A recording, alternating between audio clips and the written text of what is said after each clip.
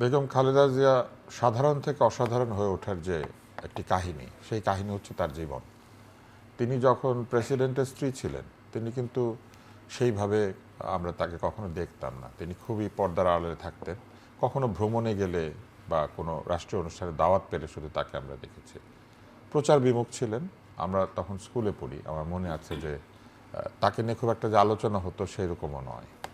কিন্তু যখন রাষ্ট্রপতি জিয়াউর রহমানের হত্যাকাণ্ডের পরে রাজনৈতিক একটা অস্থিতিশীলতা, বিএনপি ভেঙে দেওয়ার একটা চেষ্টা চলছিল, একাধিক বিএনপির নেতা স্বৈরাচার শাসক এরশাদের সঙ্গে হাত মেলাতে শুরু করেছিলেন, সেই সময়টাতে তাকে সবাই অনুরোধ করে রাজনীতিতে নিয়ে আসে। তিনি কিন্তু রাজনীতিতে আসতে তেমন আগ্রহী ছিলেন না এবং তখন তার বয়স অনেক কম। সেই সময় তিনি এসেছিলেন মূলত দল এবং আদর্শকে বাঁচাতে, এবং সেই আদর্শকে বাঁচাতে এসে, দলকে বাঁচাতে এসে তিনি দেশকে বাঁচানোর জন্য রাজনীতিতে যুক্ত হলেন। এবং তারই রাজনীতি আমরা যতটুকু দেখেছি, আমরা দেখেছি যে তিনি কথা দিলে কথা রাখতেন। মানে তার প্রতিশ্রুতি ভঙ্গ করার ইতিহাস খুবই কম, নাই বলতে গেলে নাই, যে কারণে মানুষ তাকে স্বয়ংক্রিয়ভাবে আপোষহীন বলে উল্লেখ করত। এবং এই আপোষহীনতা তার ছিল। তার যারা বিরোধী, একসময় ছাত্র রাজনীতি যখন আমি করেছি, আমি তো ছাত্র দল করি নাই, কিন্তু ওই সময় আমি এবং আমার মতো অনেকে তাকে রেসপেক্ট করতাম। এবং শুধু রেসপেক্ট করতাম এই জন্য যে আমরা জানতাম যে প্রতিপক্ষ হিসেবে তার চাইতে উত্তম কোনো প্রতিপক্ষ হতে পারে না।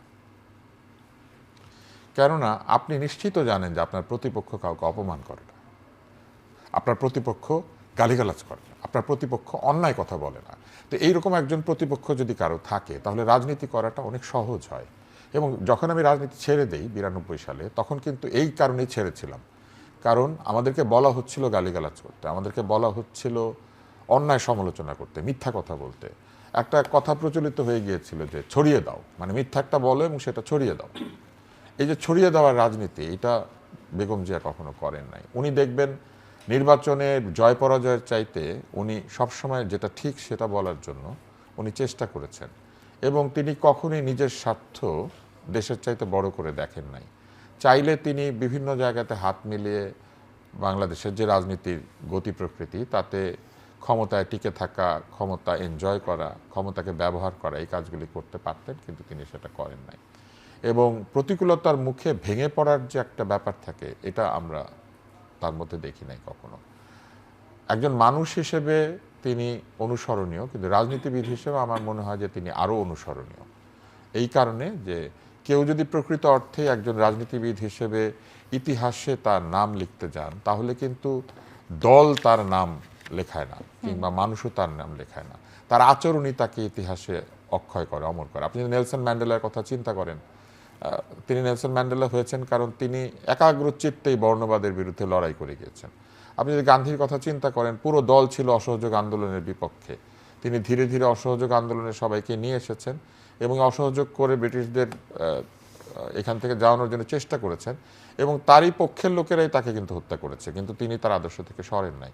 আপনি যদি পাকিস্তানের কথা চিন্তা করেন, সেখানে জিন্নাহ সাহেবের দিকেও যদি তাকান, তাহলে দেখবেন যে একই রকম চরিত্র। আপনি যদি আমেরিকা কিংবা ইংল্যান্ডে যান, আপনি যদি চার্চিলের দিকে তাকান, নির্বাচনে পরাজিত হয়েছেন যুদ্ধের পরপরই। মানুষ তাকে যুদ্ধের সময় প্রধানমন্ত্রী ভেবেছে, কিন্তু যুদ্ধের পরে ভাবে নাই। কিন্তু চার্চিল কিন্তু তার অবস্থান থেকে সরেন নাই। ঠিক একইভাবে আপনি দেখবেন যে যত রাজনীতিবিদ তাদের কাজের জন্য ইতিহাসে নাম লিখেছেন, তারা প্রত্যেকেই নীতি এবং আদর্শের প্রতি অবিচল থেকেছেন, এবং তিনি প্রকৃত অর্থেই যে আপোষহীন খেতাবটি পেয়েছিলেন, এটিকে মর্যাদা করেছেন। এবং এটা আসলে একটি উদাহরণ হয়ে থাকবে। আমরা একটু ডক্টর জাহিদুর